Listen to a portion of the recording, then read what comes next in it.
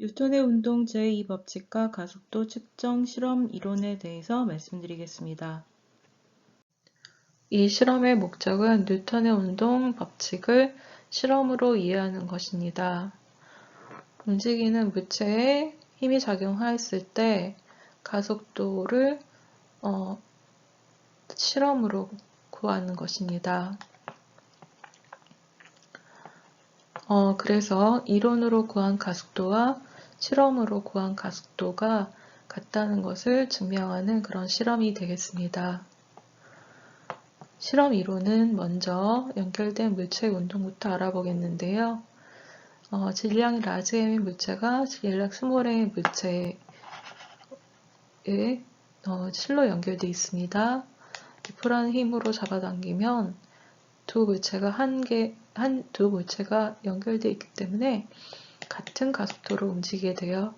이럴 때 가속도는 어떻게 될까요? 알기 위해서 프리바디 다이어그램을 그려보면 라지 m에는 중력과 수직항력 작용하고 스몰 m에도 중력과 수직항력이 작용하는데 라지 m이 스몰 m을 잡아당기죠. 장력 T. 그러면 스몰 m도 라지 m을 잡아당겨요. 장력 T. 그래서 라지 m에 작용하는 알자임은 F- 장력 T. 그것이 바로 뉴턴 운동 제2법칙에 의해서 라지 m 질량 곱하기 가속도 A가 되고요. 그 다음에 스몰 m이 물체에 작용하는 알자임은 장력 스몰 m 곱하기 가속도 A가 됩니다. 자, 여기서 왜 이렇게 될까요? 이렇게 되는 이유는 여러분들 수평면 위에 물체에 놓여 있을 때 중력과 수직항력의 크기는 어떤가요? 같아요. 그렇기 때문에 오로지 수평 방향 성분에 의해서만 물체가 이동하게 되는 것이죠. 그리고 두 식을 연립하게 되면 가속도는 라지 m 더하기 스몰 m 분의 힘의 크기 F가 됩니다. 그래서 질량 알고 작용한 힘 F 알면 그때 두 물체의 가속도를 알게 되는 것이죠. 그리고 두 물체의 질량이 같다면 그때 두 물체 사이에서 작용하는 장력은 라지 F 잡아당긴 힘의 절반만큼 됩니다. 그림처럼 질량이 m1인 물체가 수평면에 놓인 질량 m2와 실로 연결되어 있을 경우 m1인 물체 또는 m2인 물체의 가속도는 어떻게 될까요? 먼저 자유물체도를 그려보겠습니다. m1에는 중력이 작용하겠고 그러면 내려가면서 m2를 잡아당기죠. 그러면 반작용에 의해서 m2가 m1을 또 잡아당깁니다. 그래서 아래 방향으로 수평 방향으로 가속도 운동을 하게 됩니다.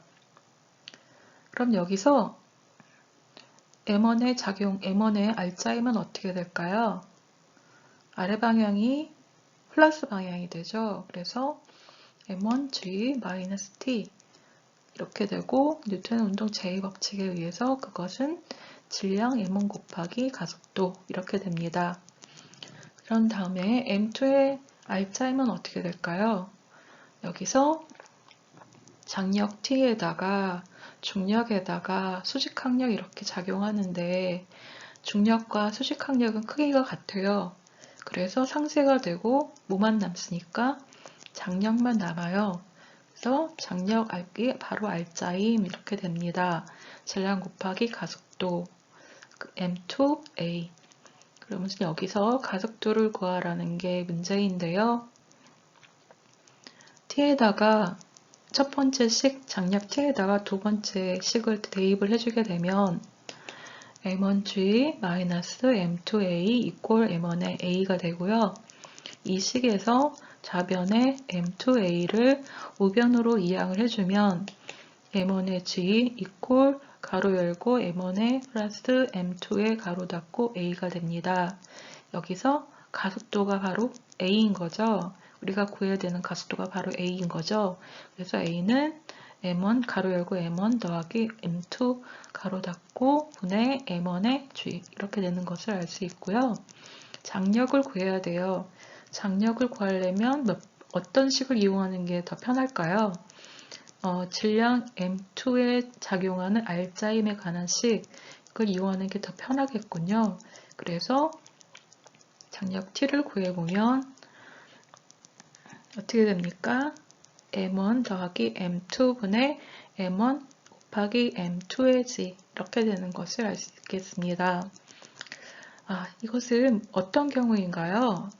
물체와 질량이 M2인 물체와 면 사이에, 수평면 사이에 마찰력이 작용하지 않는 경우에 해당됩니다.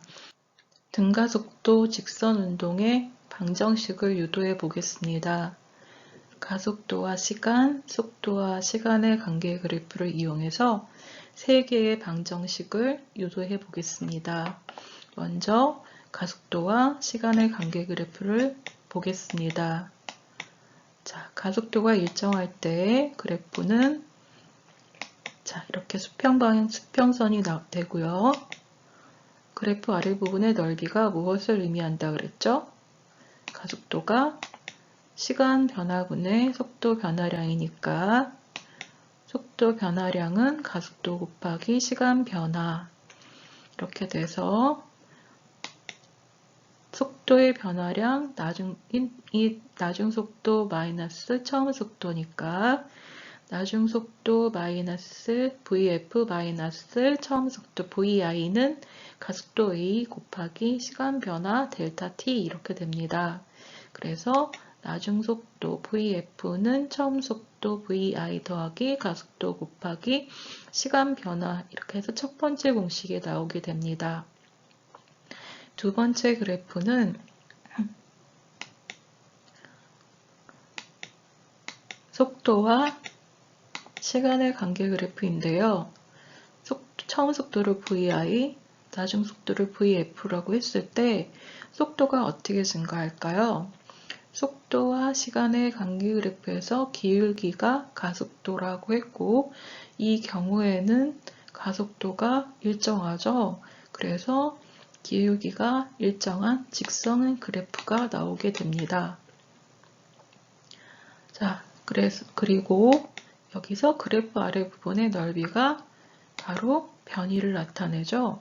변위는 델타 X 이렇게 얘기를 하는데 VI와 VF의 평균값에다가 시간의 변화를 곱한 것이 결국 변위와 같은 크기를 갖게 돼서 시가식처럼 평균값 2분의 1 가로 열고 나중 속도 VF 더하기 처음 속도 VI 가로 닫고 시간 변화 해주게 되면은 그래프 아래 넓이가 돼서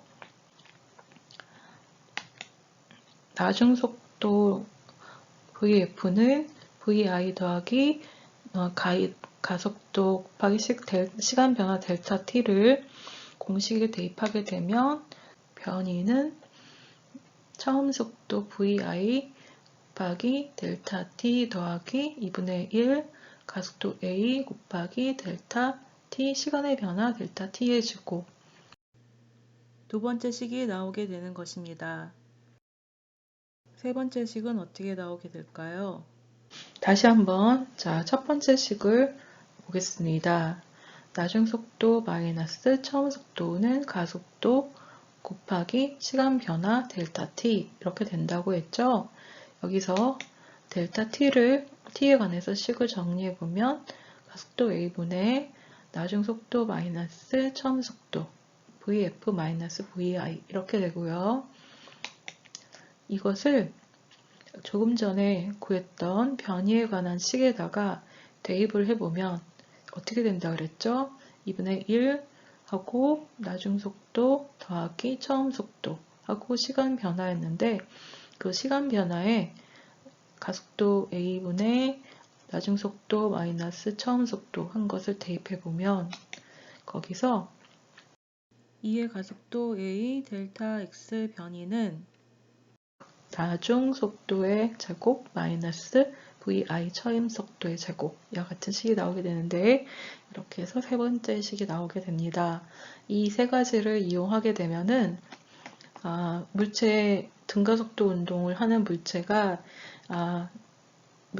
있을 때 그 물체의 가속도를 이용해서 속도를 알 수 있고 속도를 알면 어떤 시각에 그 물체가 어느 위치에 가 있는지 알 수 있게 됩니다. 그림은 실험 장치를 간단하게 나타낸 것입니다.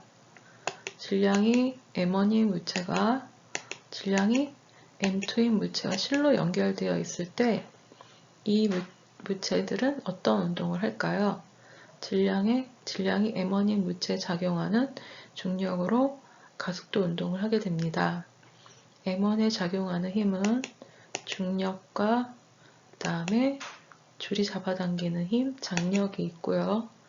m2에 작용하는 힘은 장력만 있죠. 그래서 m1이 a란 가속도로 내려가면 m2는 동일하게 수평 방향으로 움직이게 됩니다. 처음에서 출발점에선 속도가 0이겠죠. 그리고 d만큼 이동했을 때 속도를 v1이라고 합시다. 그 지점에 포토게이트 1이 있는 거고요. 그 다음에 s 거리만큼 이동했을 때 포토게이트 2가 있다. 그러면 이제 거기서의 속도를 이제 v2라고 합시다. 여기서 그러면은 가속도 A는 V1, V2, 질량 M1, M2와 어떤 관계가 있을까요? 앞에서 유도하였듯이 가속도 A는 M1 더하기 M2분의 M2 곱하기 중력 가속도 G 이렇게 됩니다. 이것은 뉴턴의 운동 제2법칙에 의해서 유도가 된 가속도 공식입니다. 그러면 실험으로는 어떻게 우리가 가속도를 계산할 수 있을까요? 실험으로 가속도를 구하는 방법에 대해서 말씀드리겠습니다. 그래프는 속도와 시간의 관계 그래프입니다. 처음에 출발점에서 속도가 0이었기 때문에 역시 그래프의 시작점은 0이고요. 일정한 가속도로 움직이기 때문에 기울기가 일정합니다. 그리고 그래프 아래 부분의 넓이가 무엇을 의미할까요? 변이 또는 이동거리를 의미하죠. 먼저 우리 등가속도 운동 공식 중에서 변이에 관한 공식, 세 번째 공식을 떠올려 봅시다. EA, 가속도 A 곱하기 변이 델타 X는 나중 속도 VF의 제곱 마이너스 처음 속도 VI의 제곱 이렇게 된다고 하였죠. 그러면 처음 속도가 0이고 D만큼 이동해 왔을 때 그때 공식은 어떻게 될까요? EA의 델타 X 변이 대신에 D 그 다음에 D만큼 이동해 왔을 때 속도를 V1이라고 하면 이퀄 V1의 제곱이 됩니다. 그러면 V1은 어떻게 될까요? 루트 2AD가 됩니다. 그리고 두 번째, 거기서 S만큼 더 이동해 오게 되면 어떻게 될까요? EAS는 V2 제곱 마이너스 V1의 제곱. S만큼 더 이동해 왔을 때에는 V1이 초속도가 되고 V2가 나중 속도가 되기 때문에 EA 가속도 A 곱하기 이동한 거리 S는 나중 속도 V2의 제곱 마이너스 처음 속도 V1의 제곱이 됩니다. 그러니까 S만큼 이동해 왔을 경우에 이렇게 된다는 것이죠. 그러면 EAS는 어떻게 될까요? V2의 제곱 마이너스 V1의 제곱 대신에 EAD 이렇게 되고요. EAD를 좌변으로 이항하고 정리를 하면 V2의 제곱은 2A 가로 열고 S 더하기 D 가로 닫고 이렇게 되고 V2는 루트 2A 가로 열고 S 플러스 D 가로 닫고 이렇게 됩니다. 그리고 여기 우리 가속도는 어떻게 구한다 그랬죠? 가속도는 시간 변화분의 속도의 변화량 이렇게 됩니다. 그래서 가속도는 자 이렇게 되죠.